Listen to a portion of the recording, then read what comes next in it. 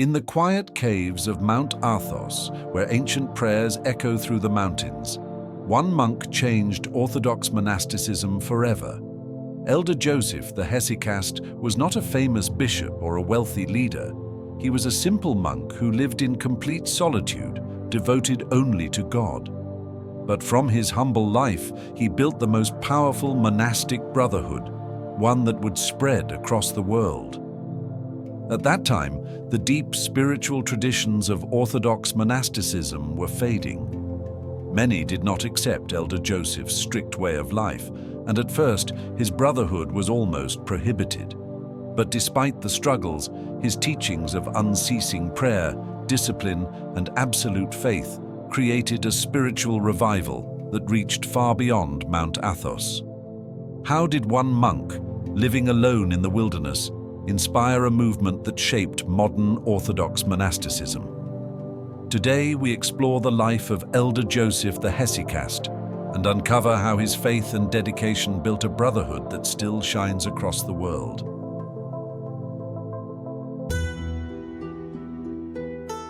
Elder Joseph was born in 1897 in the small village of Lefkes on the island of Paros, Greece.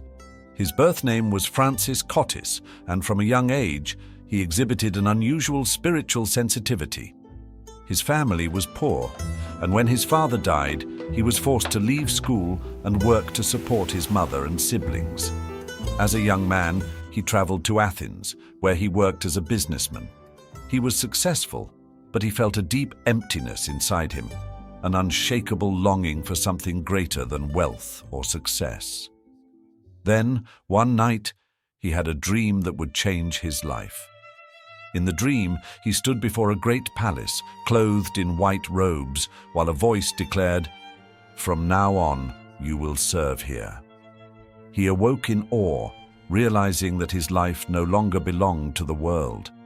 He left everything behind, his job, his possessions, his plans, and set out for the holy mountain of Athos, seeking a life of complete devotion to God. Joseph arrived at Mount Athos in 1921, a young monk filled with an unshakable desire to find a true Geronda, a spiritual father who could guide him into the depths of prayer and divine grace. His search led him through the rugged wilderness of the holy mountain, where he finally encountered Elder Daniel of Katunakia, a master of noetic prayer, the mystical practice of unceasing communion with God. Joseph's heart burned with the longing for absolute solitude. He wanted to retreat into a cave, to cut himself off from the world entirely, and devote every breath to prayer. But Elder Daniel understood the weight of such a life. Loneliness was a dangerous path for a young ascetic, filled with trials too great for an untested soul. So, instead of letting him vanish into isolation, Elder Daniel found him a companion, Father Arsenios, a monk of equal fervor, who would walk this difficult road by his side. Together, they settled in the remote caves of Mount Athos, where the world faded into silence and only the echo of prayer remained. Their days were consumed by ascetic struggle. They fasted for days, surviving on nothing but a little bread and water. They prayed unceasingly, whispering the Jesus prayer until it became as natural as their own breath. Night after night, they faced terrifying battles, enduring demonic attacks that tested their resolve and shook the very foundation of their souls. The hardships were beyond imagination, the freezing nights, the hunger that gnawed at their bodies, the exhaustion from sleepless vigils, but their spirits only grew stronger. In the darkness of their cave, a flame was kindled, a spiritual fire that would not remain hidden forever. As the years passed, Joseph's reputation as a holy ascetic spread across Mount Athos. Stories of his spiritual depth and unwavering discipline reached young monks longing for true hesychastic life. One by one, they came, seeking to be his disciples. But Joseph did not accept them easily. He tested them harshly, ensuring they were ready to bear the weight of complete obedience and the relentless ascetic struggle. Among those who stayed and endured were the men who would form the most powerful monastic brotherhood of modern times. Father Arsenios, his lifelong companion in asceticism, who endured every trial by his side. Father Haralambos, who later became a great abbot, leading others in the way of hesychasm. Father Ephraim, who carried Joseph's spiritual legacy beyond Mount Athos, establishing monasteries across the world, including in America. Father Joseph, who later became the abbot of the great monastery of Vatopedi. Ephraim of Katunakia, who built a flourishing brotherhood in the rugged caves of Katunakia. These men did not live in comfort. Under Elder Joseph's rule, they rose before dawn, prayed for hours without ceasing, and fasted rigorously, consuming only what was necessary to sustain their bodies. They severed all ties with worldly distractions, their lives reduced to the raw essence of monastic struggle, prayer, silence, and battle with the unseen forces of darkness. And the devil fought against them fiercely. Demonic attacks plagued the brotherhood, manifesting as terrifying visions, whispering voices in the night, and even physical afflictions. Yet the more they suffered, the stronger they became. Joseph, with unshakable authority, taught them how to resist, not with fear, but through unceasing prayer and absolute trust in God. But Elder Joseph was not merely a teacher of discipline. He was a spiritual father who revived the dying tradition of hesychasm. What had once been a forgotten path, hidden in ancient manuscripts and fading memories, was now alive again, burning like a hidden flame in the caves of Athos. His disciples did not just receive wisdom, they received the power to transmit it to future generations, ensuring that the sacred practice of noetic prayer would never disappear from Orthodox monasticism.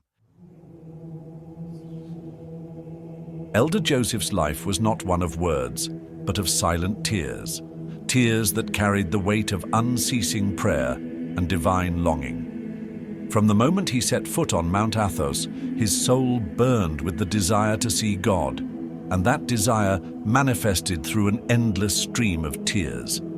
These were not the tears of sorrow, but of purification, of a heart breaking free from the chains of the world and ascending toward the divine. Every night, in the solitude of his cave, he would weep as he repeated the Jesus prayer. Lord Jesus Christ, have mercy on me.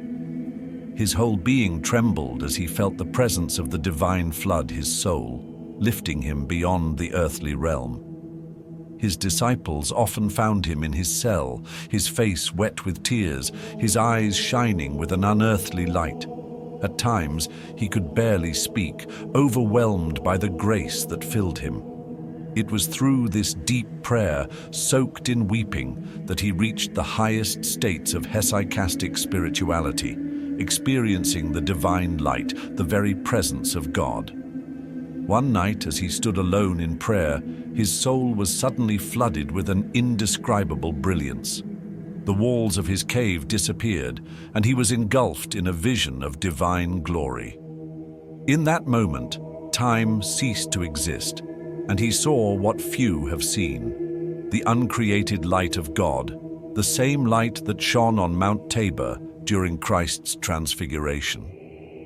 After that experience, his tears never stopped.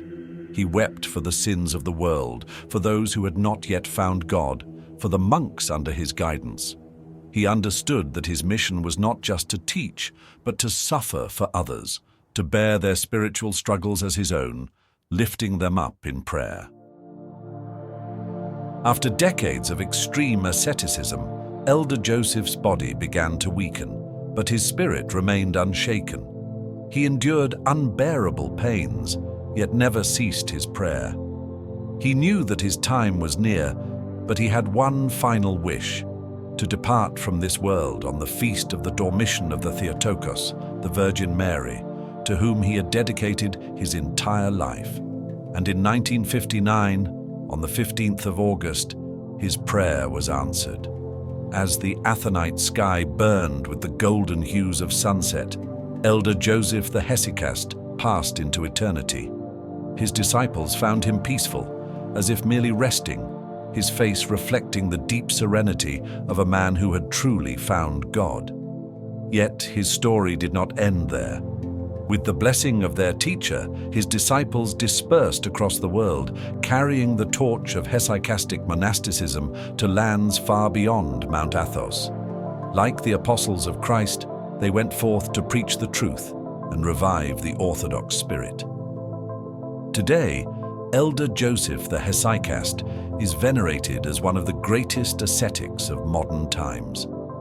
His writings, letters, and teachings continue to ignite the hearts of monks and lay people alike, proving that in silence, in struggle, and in prayer, one can truly see the face of God. What began as the quiet devotion of a single monk became a global spiritual movement, one that continues to transform lives and lead countless souls to the kingdom of heaven. If you found this story as inspiring as we did, don't forget to like this video, subscribe to the channel, and leave a comment with your thoughts. Your support helps keep these hidden stories alive and ensures that more people discover the mysteries of the past.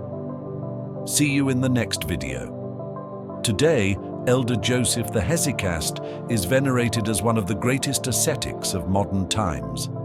His writings, letters, and teachings continue to ignite the hearts of monks and lay people alike, proving that in silence, in struggle, and in prayer, one can truly see the face of God. What began as the quiet devotion of a single monk became a global spiritual movement, one that continues to transform lives and lead countless souls to the kingdom of heaven.